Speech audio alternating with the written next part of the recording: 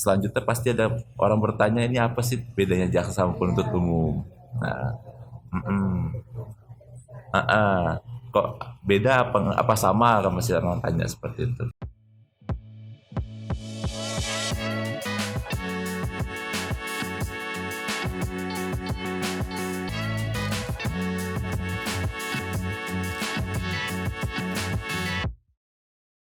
Assalamualaikum warahmatullahi wabarakatuh.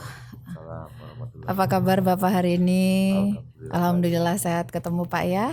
Kita undang di podcast Diskominfo Staffer untuk hari ini. Mudah-mudahan tentunya dengan hadirnya Bapak Hendy Sanitria Imran SH, di mana beliau adalah Kepala Seksi Intelijen di Kejaksaan Negeri Pasir. Iya, tentunya ada sedikit diceritakan Pak, banyak yang belum tahu tuh dengan kejaksaan itu sendiri. Iya, apa sih gitu? Kalau kita bicara kejaksaan, kita pasti bilang dasar hukumnya terlebih dahulu.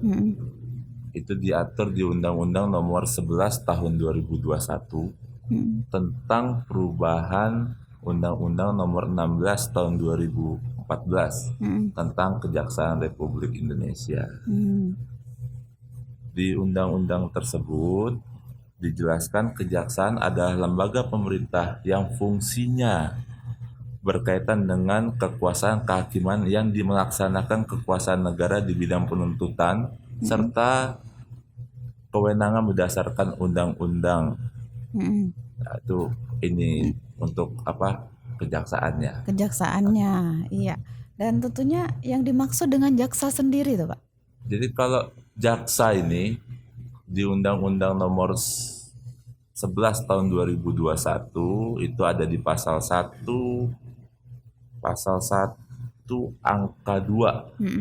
Jadi jaksa itu adalah pegawai negeri sipil dengan jabatan fungsional yang memiliki kekhususan dan melaksanakan tugas fungsi kewenangan berdasarkan undang-undang, itu jaksa. Nah, selanjutnya pasti ada orang bertanya, ini apa sih bedanya jaksa sama penuntut umum? Iya, ada kan jaksa penuntut umum sama jaksa. Kok beda apa sama, kan masih orang tanya seperti itu. Kalau penuntut umum itu adalah jaksa yang diberi ini apa sesuai dengan pasal 1 angka 3 Undang-Undang Nomor 11 Tahun 2021. Penuntut umum itu adalah jaksa. Iya. Jadi kalau jaksa itu tadi pegawai negeri sipil yang diberikan kewenangan. Nah, kalau penuntut umum ini adalah jaksa yang diberi wewenang untuk melakukan penuntutan. Oh, jadi dikhusus Dikhususkan. untuk menuntut ya Iya. Pak ya, bagi setiap perkara persidangan. Nah, itu Jadi penuntut memang umum. perbedaannya kalau jaksa memang sudah di tupoksinya ada di kejaksaan. Iya. Kemudian kalau yang jaksa penuntut umum khusus spesial bagian menuntut, Ya, ya jadi Pak. setiap jaksa ini dengan surat perintah tugas bisa menjadi penuntut umum. Jadi Setiap penuntut jaksa. umum, di mana perkara apakah dari segi sebagai pembela atau gimana lain ya Pak? Nah, sebagai penuntut. Penuntut Iya, aja. sebagai penuntut. Jadi perkara ini nanti kena pasal sekian-sekian seperti itu. Iya, kurang lebih seperti itu, Bu. Iya. Jadi tuntutannya berapa, yang pembuktiannya juga ada di penuntut umum. Nanti juga untuk pengendalian perkaranya, misalnya dianggap tidak pas putusannya atau bisa melakukan upaya hukum, itu ada di penuntut umum. Jadi itulah bedanya ya untuk masyarakat Kabupaten Pasir atau semuanya yang nanti nonton, karena kita di podcast ini bisa tentunya diketahui semua khalayak, yang pastinya bersama di Kominfo Staffer hari ini. Dan untuk jaksa perbedaannya dengan penuntut umum sudah disampaikan tadi sama Pak Hendy ya. Dan berapa bidang sih Pak di Kejaksaan Negeri itu? Kita kan mengenal dulu nih lingkup kejaksaan sendiri.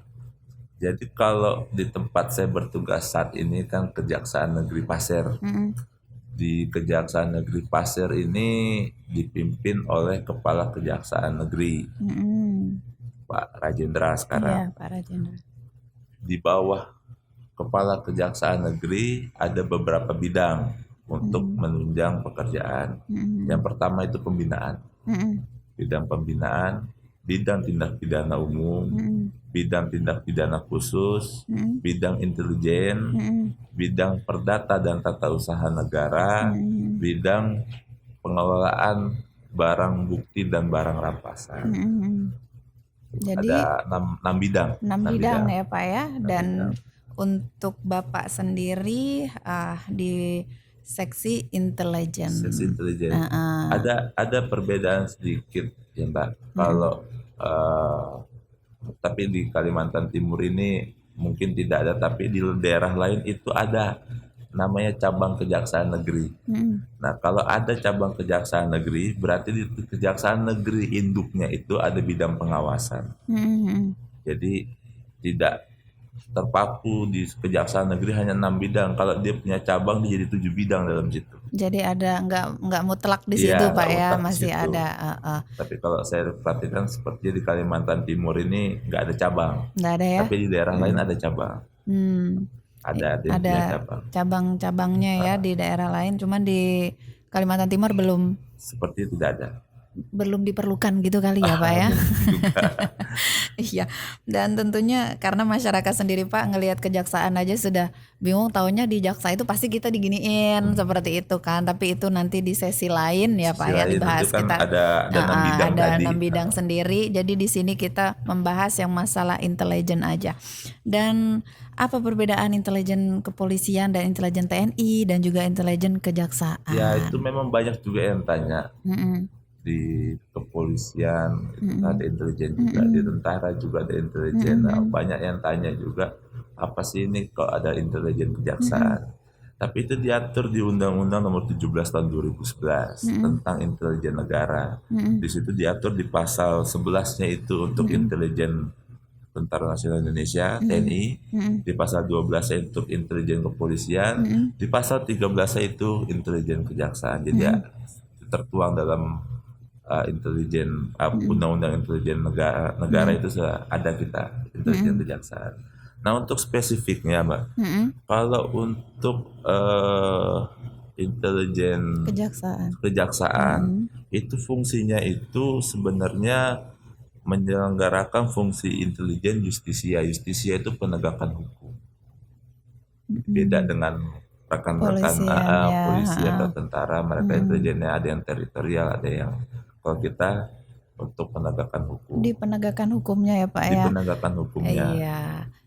Karena kita yang tahu ya Pak, asal intel taunya kita ini bagian menyelidiki atau yang nanti nih kayak detektif gitu, taunya seperti itu. Kita memang menyelidiki juga Mbak, memang ada fungsinya untuk diperbolehkan untuk melakukan penyelidikan, tapi untuk di khusus bagian hukumnya. Iya.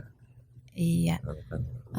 Baru nanti tentunya lebih spesifiknya di bagian hukumnya Pak ya. Kalau di intel yang lain, di intel lain mungkin ada yang di bagian teritorial, di bagian keamanan. Jadi di bagian mungkin mencari-cari juga gitu ya Pak ya. Lebih khususnya lagi itu kalau di Undang-Undang Nomor 11 Tahun 2021 tentang Kejaksaan Republik Indonesia, itu di pasal 30B huruf B itu diatur juga intelijen kejaksaan. Itu tupoksinya apa aja itu diatur. Jadi tupoksinya apa aja sih Pak? Kalau untuk tupoksinya menyelenggarakan fungsi penyelidikan yang tadi saya bilang, penyelidikan, pengamanan, penggalangan untuk kepentingan penegakan hukum. Itu yang pertama. Iya, tentunya yang dimaksud dengan pengamanan itu contohnya seperti apa ya? Kira-kira nih Pak, karena kita ini masih jujur aja bingung ya kan. Kalau untuk pengamanan, kira-kira sebagai contoh ya, kalau sedang terjadi adanya sidang yang berpotensi untuk terjadi kericuhan, itu kita bantu untuk pengamanan. Lebih bisa juga pengamanannya itu untuk misalnya pembangunan daerah. Kita kan ada juga penyuluhan, terus penyuluhan uh, program-program untuk menyampaikan kenali hukuman, jauhi hukuman di JNS itu banyak. Jadi pengamanannya juga masuk di situ, penggalangannya pun di situ. Jadi penggalangannya itu spesifiknya ke arah mana penggalangannya? Kalau penggalangannya lebih kepada penggalangan untuk Data-data gitu? kalau Bukan? untuk data enggak juga. Enggak. Jadi Kalau untuk penggalangannya ini masuknya itu lebih ke kita menggalang untuk sama-sama mengawal pembangunan. yang pastinya sama-sama mengikuti nih, ada kan suatu perkara. Iya. Jadi kita bagaimana ini supaya selesai membantu mendukung gitu ya Pak Itu ya. kalau untuk di perkara, kalau untuk di pembangunan daerah kita juga sama-sama untuk menggalang, mengaman. Iya. Pokoknya berkesinambungan. Berkesinambungan. Iya, seperti itu. Oke, dan tentunya untuk lebih rincinya tadi Pak, untuk intelijen sendiri kan ada penggalangan. Itu yang pertama. Yang pertama. Yang kedua itu kalau di pasal 30 itu menciptakan kondisi yang mendukung dan mengamankan pelaksanaan pembangunan yang tadi saya cerita.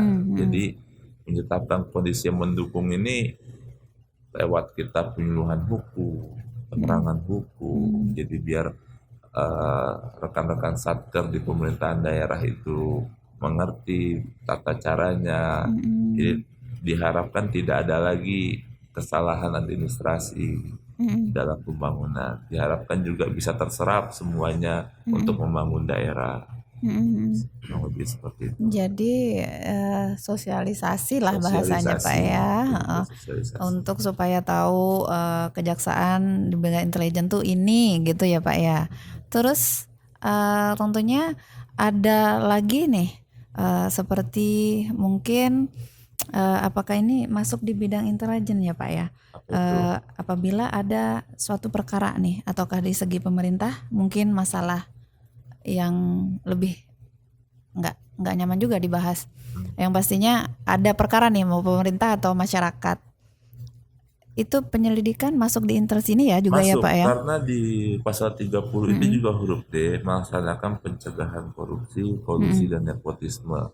Jadi kalau misalnya terdapat indikasi memang secara sengaja, kembali lagi ke awal tadi, memang kita bisa melakukan penyelidikan untuk perkara-perkara itu. Tapi kalau untuk tindak pidana umum itu disidik oleh teman-teman kepolisian yang kemudian baru dilimpah ke kejaksaan untuk dilakukan penuntutan apabila berkas sudah lengkap. Jadi ada gapnya ya Mbak. Jadi step-stepnya ada ya jadi Pak ya. Bukan di intelijen tiba-tiba kita bisa nyidik perkara tindak pidana umum itu nggak bisa juga. Kita lebih ke tipikor. Jadi istilahnya nggak langsung datang ujuk-ujuk, ya kan? Langsung tiba-tiba diselidikin sendiri sama bagian intelijen gitu, bagian kejaksaan. Untuk tipikor yang berhubungan dengan keuangan negara, kami bisa langsung. Bisa langsung. Jadi dari kawan-kawan kepolisian tuh bisa langsung. Dari kami pun juga bisa langsung. Kami kalau di kejaksaan negeri ini ada 2 bidang yang bisa. Di bidang intelijen sama di bidang tindak pidana khusus. Itu penyidikannya bisa di kita langsung. Jadi dari awal kita buka perkara bisa. Yang tidak bisa hanya tindak pidana umum. Yang masalah pidana. Iya. Jadi itu harus melalui stepnya dari kepolisian dulu. Ada dari kepolisian. Kalau di Pitsus itu juga kadang ada juga dari teman-teman penyidik pajak itu ada juga. Tapi kalau untuk mengangkut keuangan negara kami bisa langsung. Jadi kalau masalah keuangan negara yang bersangkutan dengan keuangan negara ini kan anggaran-anggaran yang ada di dinas, di rekan-rekan satker, rekan-rekan desa itu semua yang itu bisa langsung dilakukan penyelidikan. Yang kalau ada permasalahan kalau ada permasalahan, kalau enggak ya makanya gitu. kita mencegah jangan sampai ada dengan melakukan sosialisasi, penerangan hukum, penyuluhan hukum. Tapi mengerti nggak Pak? Apa itu? Masyarakatnya atau yang bagian yang Ya lain paham namanya ya? juga upaya. Upaya ya Pak. Upaya. Tapi mudah-mudahan di Kabupaten Pasir lebih bagus lagi ya Pak ya, Amin, ke mudah-mudahan. depannya. Iya, tentunya pihak kejaksaan sendiri untuk masalah keuangan negara bisa langsung Pak ya, perbedaannya di situ. Tapi kalau masalah yang pidana harus ada stepnya. Ya, kalau untuk pidana umum ya. Pidana umum, Pidana umum. pidana umum. Pidana umum ini kembali ke kita nanti itu di penuntut umum untuk Ya. pembuktian di persidangan. Jadi kalau untuk misalnya ini kita kasih contoh maling misalnya. Maling. Kita nggak bisa langsung sidik maling. Teman-teman kepolisian dulu. Harus menyidik dulu. Harus penyidik kepolisian dulu. Iya. Nanti setelah dari penyidik kepolisian sudah dilakukan penyidikan, ada berkas, baru dilimpah ke kami untuk diteliti. Kalau kita bilang berkasnya sudah lengkap, baru kita bisa limpahkan ke pengadilan untuk disidangkan dan dibuktikan di pengadilan.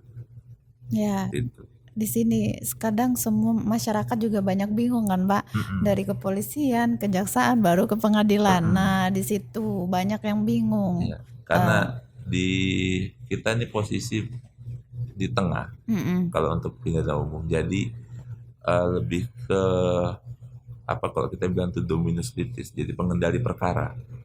Kalau dari dari rekan-rekan kepolisian kita bilang belum lengkap, kita tidak dilanjutkan ke penuntutan di persidangan. Kita kembalikan dulu, minta tolong lengkapi.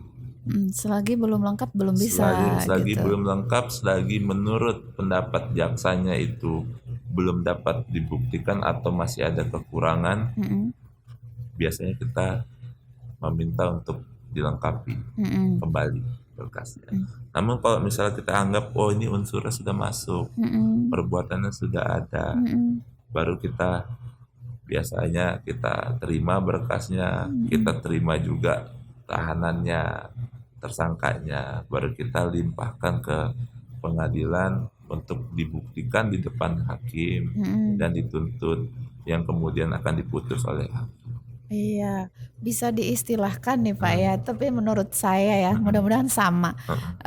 Istilahnya dari kejaksaan ini dengan kepolisian dan pengadilan jadi saklar ya Pak ya. Kalau ibarat listrik ya.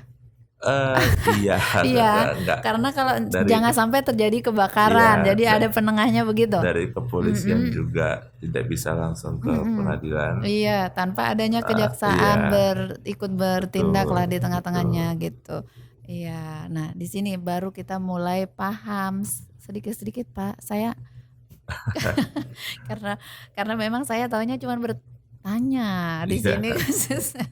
Dan untuk tupoksi bidang intelijen kejaksaan tadi Iya, sudah dibahas sudah, ya. Ada lagi kah Pak selain itu? Kurang lebih garis besarnya itu. Garis ya. besarnya Garis itu besarnya ya. itu. Tentunya untuk sebagai penengah juga bagian intel tadi ya Pak ya, penggalangan dimana dengan cara bersosialisasi juga ya. Oke, sampai di mana sejauh ini sosialisasinya Pak Kalau untuk sosialisasi itu di bagian intelijen sendiri? ya kita baru ada penyuluhan hukum kemarin di Kecamatan Tanah Grogol. Itu dihadiri sama desa-desa yang ada di bawah Kecamatan Tanah Grogol. Itu kurang lebih minggu lalu. Keseluruhan. Jadi memang kedepannya target kita ini untuk seluruh kecamatan. Jadi satu kabupaten ini kita kasih penyuluhan hukum. Iya, biar paham ya Pak Iya, ya. biar paham. Kan juga programnya Jaga Desa itu. Nanti kita juga kedepannya ini bakal dijadwalkan untuk seluruh kecamatan yang ada di Tanah Grogol. Itu untuk penyuluhan. Kita juga ada jaksa masuk sekolah, JMS. Mungkin yang sebelum-sebelumnya jaksa masuk sekolah ini hanya di kota, di Tanah Grogol saja. Cuman kemarin kita sudah coba ke Longikis kemarin.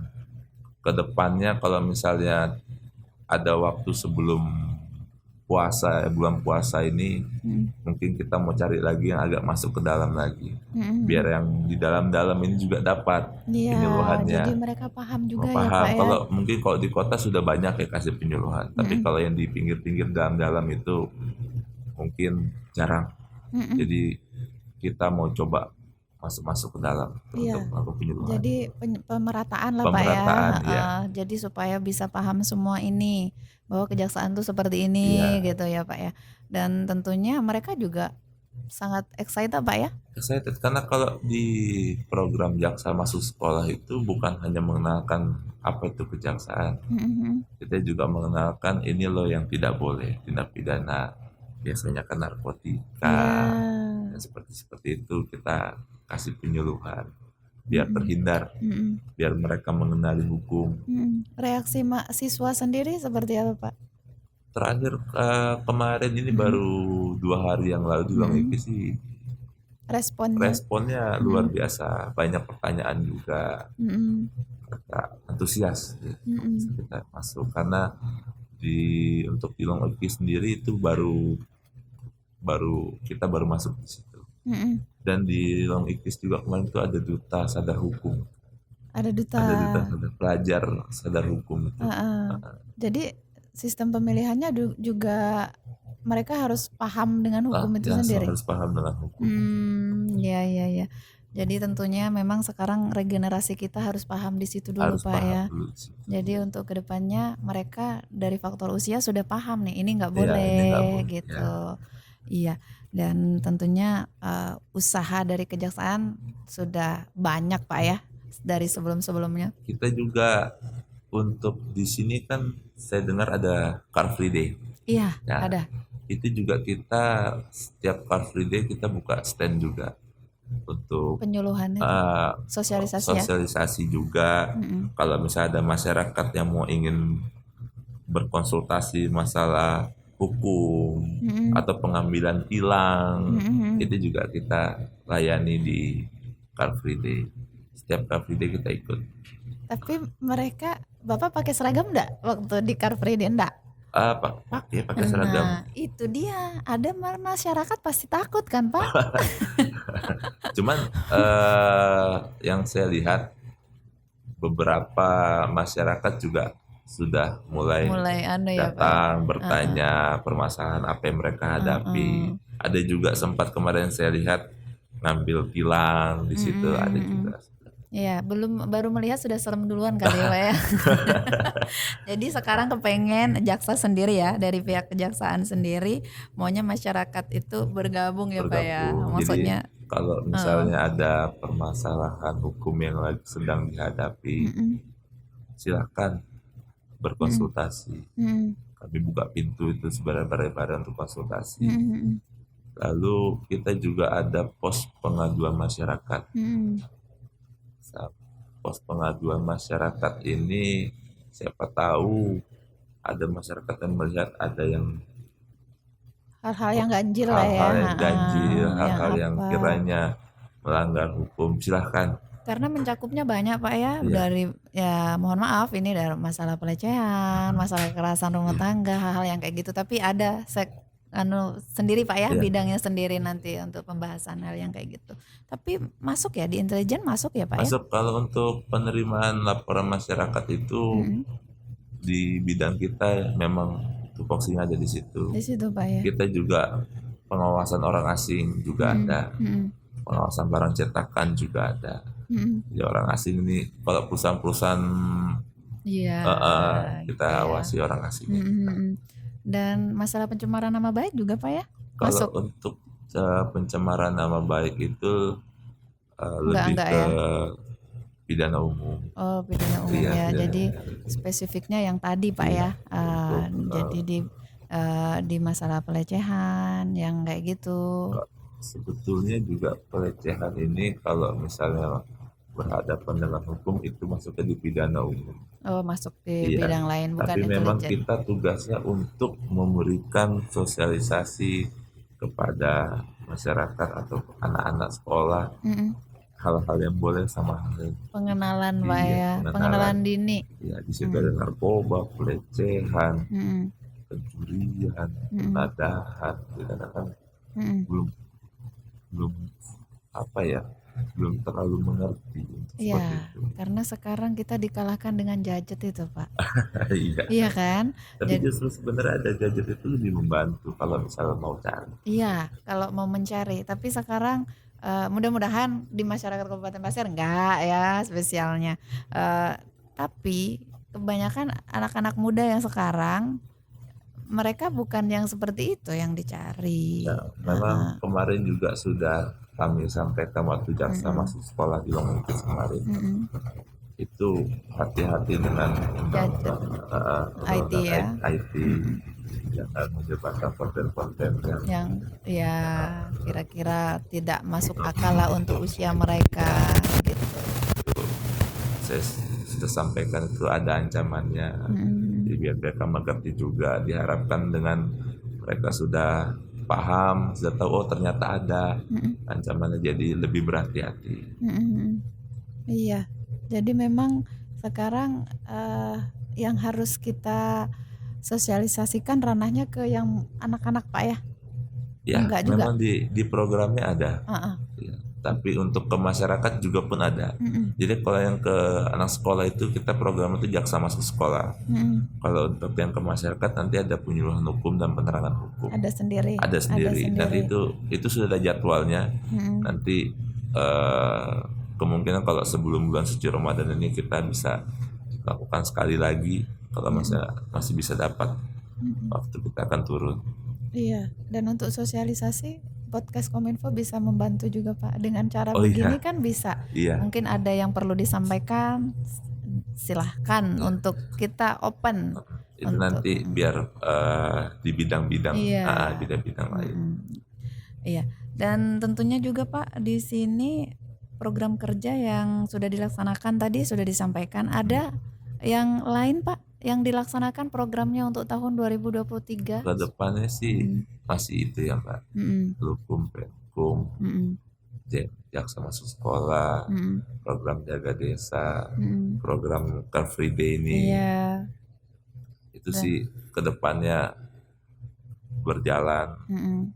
dan tidak hanya di kota aja, saya mau masuk ke dalam biar merata. Oke, pemerataan terjadi di Pemerataan, Kabupaten Pasir. Jadi bukan hanya di kota Iya, saja, kalau- yang terpencil pun nanti mudah-mudahan nyampe Mudah-mudahan sampai, gitu, iya. iya. Dan masuk sekolah tadi sudah disampaikan, mudah-mudahan diterima. Tentunya sangat excited ya untuk Mudah-mudahan diterima dan dimengerti. dimengerti. Iya. Yang pastinya paham dulu Pak ya. Yang penting paham Bahwa dulu. ini ndak boleh, Iya. ini ndak boleh. Yang pastinya sekarang yang harus kita perangi ya Pak, narkoba ya Pak ya. Karena itu bahaya untuk Di generasi mana-mana kita. selalu banyak. Mm-mm. Iya. Dan untuk program penyuluhan penerangan hukum tentunya bisa di mana saja Pak ya. Bisa di mana saja. Seperti sekarang saat ini kita sedikit Juga, masuk di situ. Dan tentunya ini Pak untuk selanjutnya pesannya Pak untuk masyarakat Kabupaten Pasir. Kalau untuk pesan apa ya, kita mau kasih pesan? Ya setidaknya untuk remajanya, untuk masyarakatnya di kejaksaan tuh jangan takut untuk mengadukan sesuatu yang seperti itu. Iya. Untuk laporan informasi dari masyarakat, silahkan datang. Kami terbuka. Kalau ada pun yang mau ditanyakan, permasalahan hukum atau permasalahan yang menyangkut dengan hukum, silahkan datang ke bidang intelijen, atau ada yang mau diadukan, silahkan. Kita di bidang intelijen terbuka untuk itu. Diharapkan juga untuk anak-anak sekolah, masyarakat sadar hukum. Ada yang boleh, ada yang tidak. Jangan terbawa-bawa suasana atau keadaan. Iya, ikut dengan era Iya, globalisasi yang saat ini kan. Ya, tentunya intinya bahwa di kejaksaan kita harus paham dulu semuanya, masyarakatnya apa sih jaksa dan kejaksaan sendiri, dan siap menerima pengaduan apapun, hal Silakan. apapun ya. Silakan. Jadi jangan sampai takut, itu aja Pak ya. Kalau memang bisa ditangani langsung di kejaksaan, nanti akan kita tindak lanjuti. Jika tidak, kita kasih solusi Mm-mm. seperti apa baiknya. Mm-mm. Iya. Kadang kan bukan hanya perkara yang berkaitan dengan keuangan negara saja, kan ada Yang yang lain-lain iya banyak. pidana umum juga banyak. Iya. Jadi tentunya kita untuk memerangi dan masalah narkoba dan lain-lain, salah satunya supaya kita bisa sejahtera kan Pak ya. Ya. Nah, di mana sesuai dengan visi misi yang ada, Pasermas Maju Adil dan Sejahtera. Dan tentunya buat Bapak hari ini, terima kasih untuk penjelasannya sudah Terima hadir. kasih. Iya, untuk Pak Hendy Sanitria Imron SH, di mana beliau adalah Kepala Seksi Intelijen, dan untuk Kejaksaan Negeri Pasir. Ya, insya Allah kita jumpa lagi nanti Pak ya. Dan untuk semuanya, terima kasih dan mohon maaf apabila ada kata salah. Saya Mila, berjumpa kembali dengan podcast Diskominfo Staffer.